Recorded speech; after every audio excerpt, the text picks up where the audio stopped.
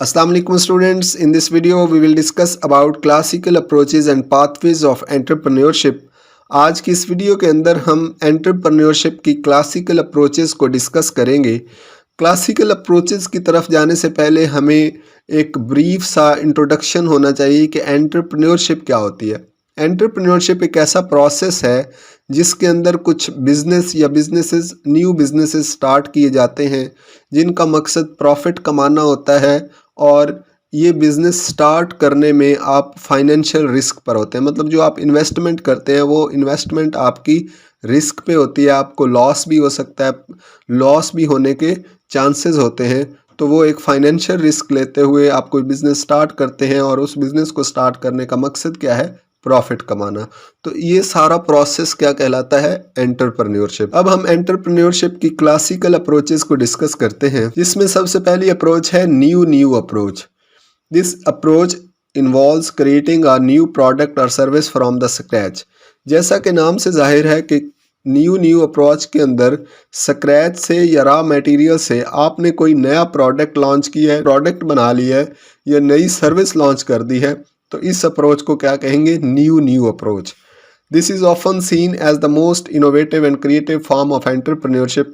क्योंकि आपने एक नया ही प्रोडक्ट या नई ही सर्विस बना ली है तो ये एक मोस्ट इनोवेटिव भी होगा और क्रिएटिव भी होगा। As it requires the development of new ideas and technologies. इसमें नए आइडियाज़ को इस्तेमाल करते हैं, टेक्नोलॉजीज़ को इस्तेमाल करते हैं। Entrepreneurs who follow this approach may seek to disrupt existing markets or create entirely new ones।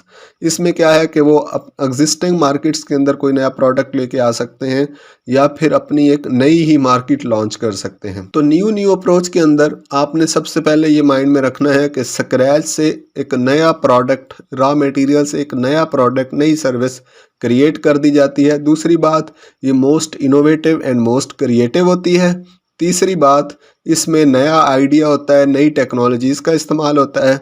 और उसके बाद क्या है कि जो एंटरप्रेन्योर इस अप्रोच को फॉलो करते हैं वो एक नई मार्केट भी बना सकते हैं या फिर मार्केट के अंदर एक नई प्रोडक्ट को लॉन्च कर सकते हैं। उसके बाद सेकंड अप्रोच आती है न्यू ओल्ड अप्रोच। जैसा कि नाम से जाहिर है, न्यू ओल्ड अप्रोच का मतलब ये है, जैसा कि नाम से जाहिर है, this approach involves improving existing products और सर्विसेज और finding new uses for the existing technologies. इस अप्रोच के अंदर क्या है कि कोई ओल्ड प्रोडक्ट मौजूद है, उसके अंदर कोई नई इम्प्रूवमेंट्स लेके आना, उसके अंदर कुछ नए फीचर्स लेके आना, नई अपडेट्स लेके आना, ये कौन सी अप्रोच है? New old approach. जैसा कि नाम से जाहिर है, ओल्ड प्रोडक्ट के अंदर कुछ न्यू लेके आना, कुछ इम्प्रूवमेंट्स लेके आना क्या कहलाएगी? New old approach. This type of entrepreneurship often involves incremental improvements rather than major innovations. इसमें कोई इनोवेशंस नहीं हो जाती, ईजाद नहीं करते, बल्कि क्या है कि जो ऑलरेडी प्रोडक्ट मौजूद है उसके अंदर ही कुछ ना कुछ इम्प्रूवमेंट्स लाई जाती हैं according to the needs.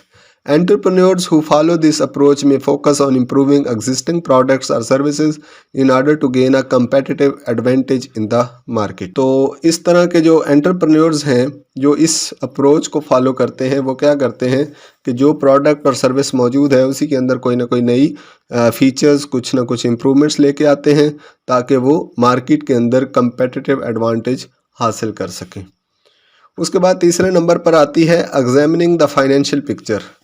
This approach involves analyzing the financial aspect of starting a new business such as market trends, economic conditions and competition। होता ये है कि इस अप्रोच के अंदर सबसे पहले एनालाइज किया जाता है फाइनेंशियल एस्पेक्ट्स को। नया बिजनेस तो स्टार्ट करना है, उसमें कौन कौन से फाइनेंशियल एस्पेक्ट्स हैं उसको एनालाइज किया जाएगा, मार्केट ट्रेंड्स को एनालाइज किया जाएगा, इकोनॉमिक कंडीशंस और कंपटीशंस को एनालाइज किया जाएगा। Entrepreneurs who follow this approach may focus on creating a sound business plan and securing financing before start their business. कोई भी बिजनेस स्टार्ट करने से पहले वो अपनी एक ख़ास किस्म की क्या करेंगे? एक फाइनेंस इकट्ठी करेंगे, पैसा कैपिटल इकट्ठा करेंगे, उसके बाद एक प्लान बनाएंगे और उसके हिसाब से अपना बिजनेस जो है वो स्टार्ट करेंगे। तो ये थी तीन approaches, new approach, new old approach, examining the financial picture. उसके बाद फोर्थ नंबर पे आती है personal preferences. This approach involves choosing a business based on personal interest. इसमें क्या होता है कि आप कोई ऐसा बिजनेस चूज करते हैं जो आपकी पर्सनल इंटरेस्ट पर बेस्ड होता है। स्किल्स एंड वैल्यूज़, जो कोई आपके अंदर स्किल्स हैं, वैल्यूज़ हैं, उस पे डिपेंड करते हुए कोई आप बिजनेस जो है वो सिलेक्ट करते हैं। ठीक है, जैसा कि अगर कोई टीचर है तो वो अपना एक स्कूल बना लेता है, तो वो उसकी स्किल्स हैं, टीचिंग स्किल्स, उसको बेस करते हुए उसने एक बिजनेस किया स्कूल बनाने का, तो उसको क्या कहेंगे, personal preferences. Entrepreneurs who follow this approach may start a business in a field that they are passionate about or that align with their values and goals। वही बात है। उसके बाद है acquiring and establishing an entrepreneurial venture। This approach involves acquiring an existing business। कोई existing business है, उसको आप क्या करते हैं, उसको आप खरीद लेते हैं, चलता हुआ बिजनेस ले लेते हैं या कोई ऐसा बिजनेस ले लेते हैं जिसके अंदर इंप्रूवमेंट्स नहीं हो रही और वो बंदा बेच रहा है, आप उसको लेके उसकी लीडरशिप चेंज करते हैं और उसके अंदर कुछ ना कुछ इंप्रूवमेंट्स लेके आते हैं। इसको कहते हैं acquiring and establishing an entrepreneurial venture. या फिर आप कोई नया ही जो है वो बिजनेस स्टार्ट कर देते हैं। Entrepreneurs who follow this approach may look for business that are underperforming or in need of new leadership. जो बिजनेस अंडर परफॉर्मिंग है, अच्छी परफॉर्मेंस नहीं दे रहे और नए लीडरशिप उनको ज़रूरत है, in order to turn them around and create value. This approach can also involve starting a new business from scratch using existing skills and resources. तो ये थी 5 approaches, classical approaches of entrepreneurship. उम्मीद है आपको ये लेक्चर अच्छा लगा होगा। अगर ये लेक्चर अच्छा लगा तो हमारे यूट्यूब चैनल को सब्सक्राइब और वीडियो को लाइक कर दें। Thank you very much.